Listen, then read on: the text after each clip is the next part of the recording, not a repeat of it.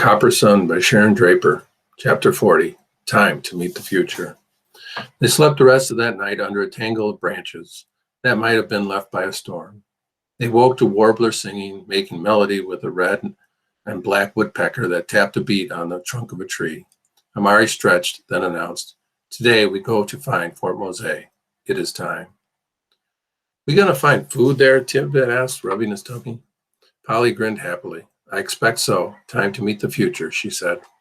"How long this gonna take?" Tidbit asked. "Not sure," Amari replied. She knew they were close, but she had no idea whether it would take 2 days or 2 weeks to arrive at Fort Mose. Overcome with the enormous thought of finally reaching their destination, Amari felt herself filling with emotion. She wanted to shout, scream, jump. They had finally arrived. The three of them climbed back up on the old horse, then headed due south. Amari felt comfortable as the horse ambled slowly through the thick stands of palm trees that shadowed them, where they reminded her of the palm trees in her native homeland so far away. She slid off the horse with Tidbit and walked for a few miles. "What this place be like, Amari?" Tidbit asked. He alternated between running off to chase the dog and returning to hold her hand.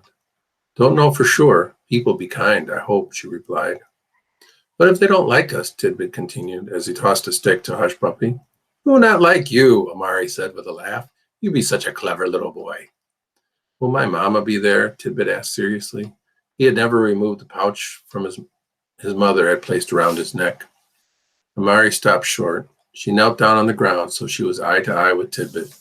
It seemed to Amari he had grown taller and gained maturity while on this journey. He had seen so much in his few years. "Teeny love you very much, you know that." Tidbit nodded, biting his lip. "She can't be here with you, but she knows you're safe, and that make her happy." "Is she all right?" Tidbit asked. "Your mama be glad because she know you be full of joy. That make her smile so big, that smile find you here in this far place." Amari paused, remembering Teeny's lessons and her sacrifice. "Why you think she give you that piece of kente cloth you wear around your neck?" Amari asked him gently. "So she always be with me," the boy replied. He had begun to tremble. "What did your mama keep a telling you while you be with her?"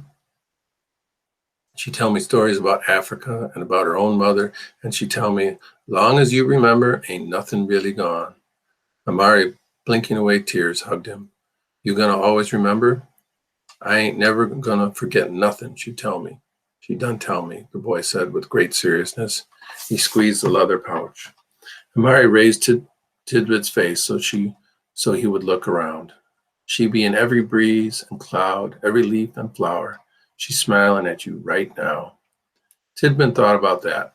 Then he asked solemnly, "Will you be my mama now, Amari?" Amari hugged him tightly. "Oh yes, forever I will. You be my little boy, always." "Polly be there always too?" "Always," Amari promised again, even though she knew that keeping promises was something sometimes impossible in life. He hugged her back, then asked quietly, "Is I still a slave, Amari?" Amari looked at the boy with love. "No, Tidbit, you no slave. You free man, just like your mama dream. You never be slave again." The boy grinned at that. "You be free too, Amari?" Amari looked up at the vast clear sky and exhaled. "Yes, I be free too. Never no slave no more." Amari thought back, however, to what Polly had said at the start of this journey. Freedom is a delicate idea, like a pretty leaf in the air. It's hard to catch and may not be what you thought when you get it. Amari wondered if this long and arduous journey would bring her the happiness she dreamed of. Maybe this place would turn out to be a terrible disappointment. That afternoon, they finally saw it, the place they had dreamed of for so long. For a moment, they could only stop and stare. Fort Mose. Fort Mose. The fort itself was a tiny structure, actually, only about 20 yards square, surrounded by a wall made of logs covered with earth. It carried no markings to indicate what it was, but Amari knew in an instant that this was the place. Surrounding the walls was a ditch filled with those prickly palmetto palms that had sliced them when they ran from Nathan's house. Soldiers, both black and white, patrolled outside the wall, and she assumed more stood watch out inside the watchtower, which stood higher than the walls.